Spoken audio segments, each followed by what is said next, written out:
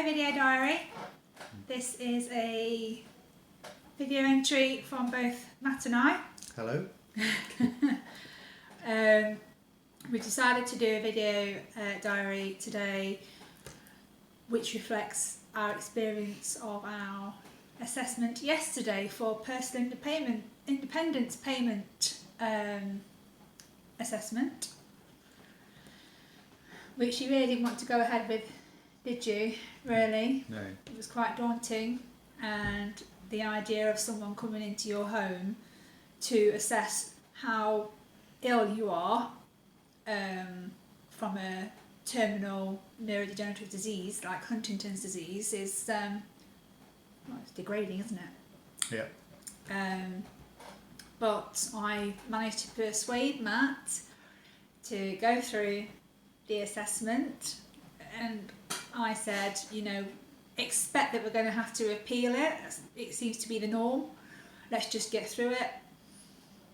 And so we did. So the assessor was due to come yesterday at 9:15. We were all ready for 9:15. This person was going to turn up, who actually turned up at 9 o'clock, so 15 minutes earlier, and provided no reason for being early, just that he was early.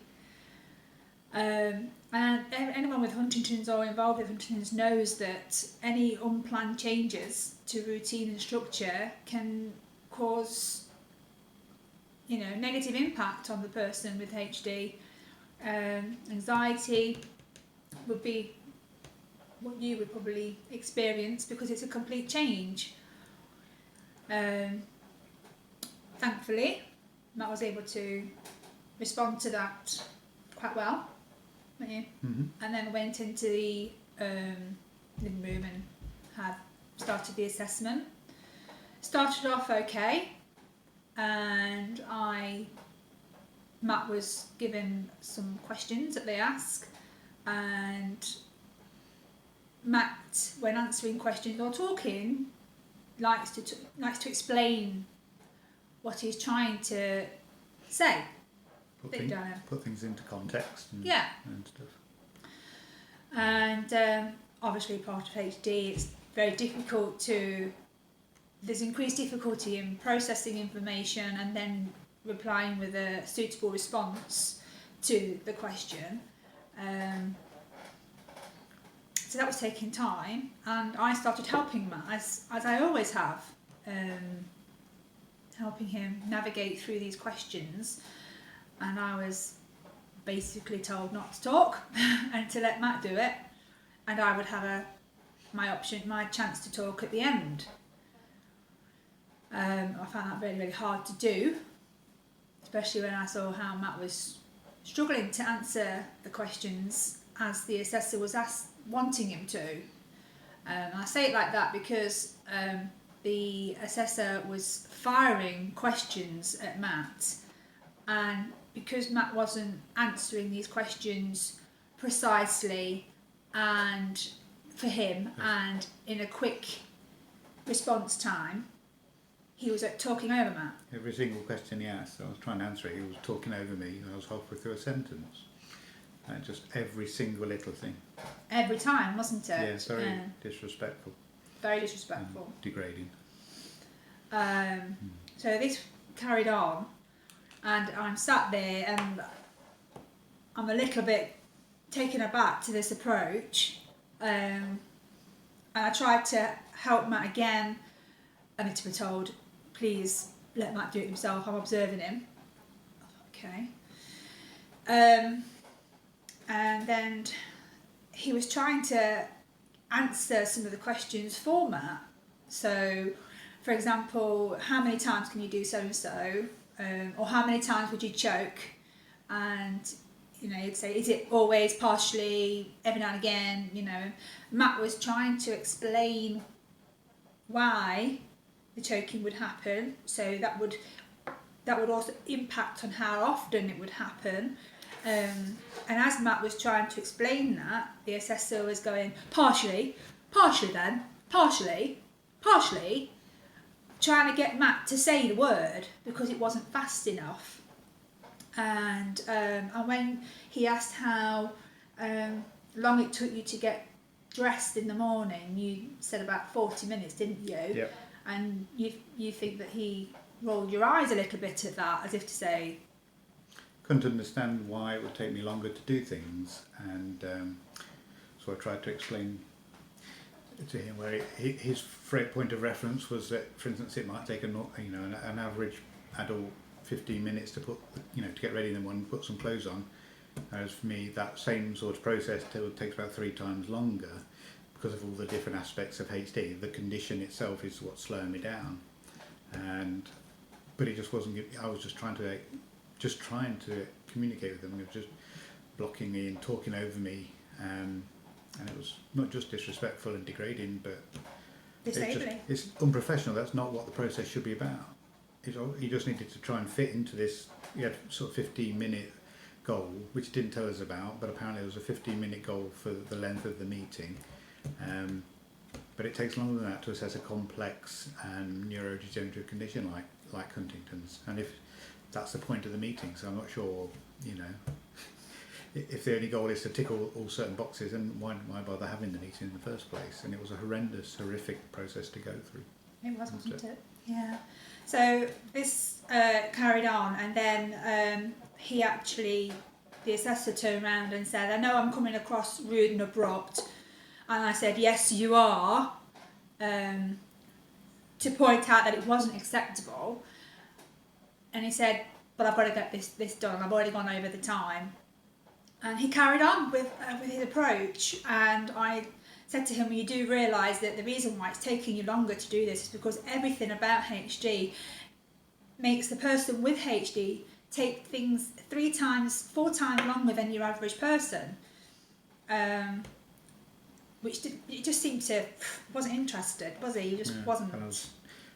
I was still trying to understand and process the questions he was asking me, and I was too, he was moving on to the next question, before I had a chance to even think of my answer, let alone process and work out how to put that into a sentence.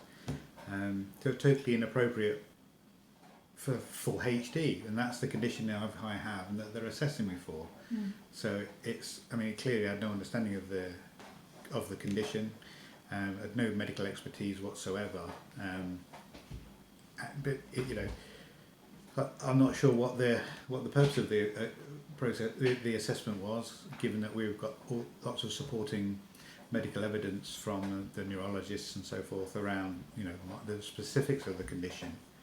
So it was just odd, but we kind of accepted that we'd have to go through that assessment. It's not that was an issue, that was a problem having the meeting. It was the fact that of the approach that the person took, and I don't think I know it's not the individual person as such, because there are so many bad examples of how wrong this PIP assessment process is for people, the most vulnerable members of our society with mental health problems, which is why almost 100% of them are being, thanks to a legal judgment, are being reassessed, because they're just false to have the assessments preventing people getting their money that they need. But it's just that kind of pure focus on that 10-minute time just to go through a vast array of questions that they had, and it takes me that long to list out all my medications. I'm on 11 or 12 medications. That's what it takes time to understand what's been asked and to communicate it. And that person they took a very bullying approach. They wouldn't allow me to talk because they wanted to hear and assess my responses, but they weren't letting me finish. I just physically was not letting me finish. Were interrupting what I was saying, and it was degrading. It was a disabling experience. The actual assessor disabled Matt to be able to be involved properly in his assessment. I don't think it's too much to ask for the person that's coming to assess you for your condition, to see if you are able to have PIP. It's not too much to ask that they have some knowledge of what the condition is. I asked him, "Do you know what Huntington's disease is?" Because he actually asked Matt, "Are you moving your legs intentionally?" you know, and I was like, do you know what it is? And the response was, I come across many conditions every week, and I came across and he listed one that he'd been to, and I'd never heard of it. I googled it afterwards, and it's not really anything.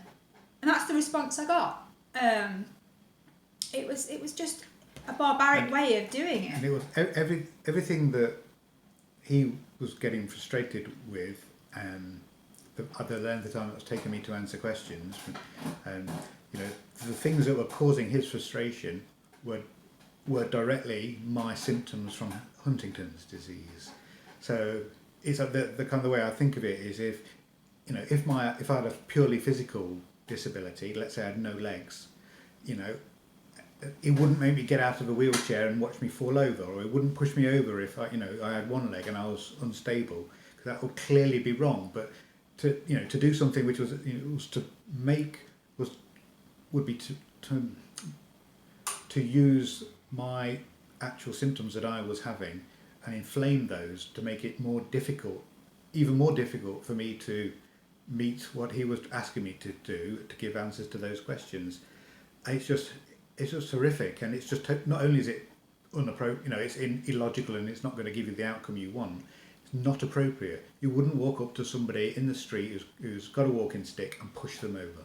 Yet that's what he was doing to me, and because it's a mental health condition, that he seemed to be fine. And it's just that's clear. This is clearly something which is endemic to the whole PIP assessment process, and I know that it's been that way for years, and we're seeing it come to a head now with these legal cases saying that the vast majority of these assessments which have come out saying that the people should no longer get the money, that the disability money that they were getting, all of those pretty much are being revisited and reassessed because of the inaccuracy and inability of the assessment process to fairly do that.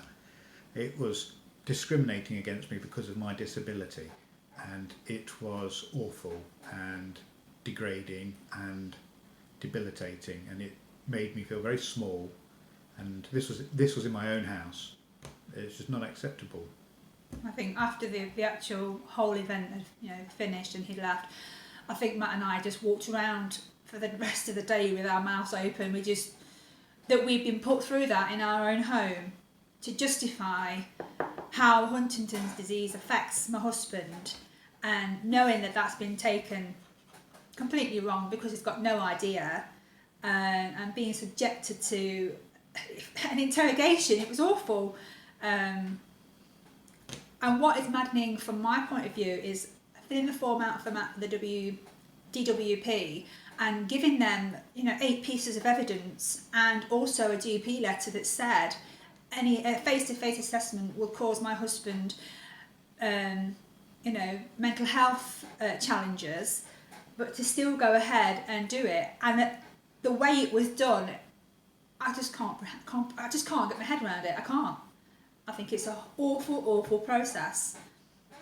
A degrading, disabling, humiliating process. And we shouldn't have to go through that. Yeah. So we're doing this video diary to hopefully reach the right people and make some changes. Yeah. Yeah. We've written to our MP, haven't we? We're waiting to hear from that. And we've put in a complaint with the Capita who did the assessment, and we're waiting to hear from them. Yeah. Yeah. We shall see. Yeah, we shall see. Awful. Okay. Yeah. Rant over. Bye. Hey.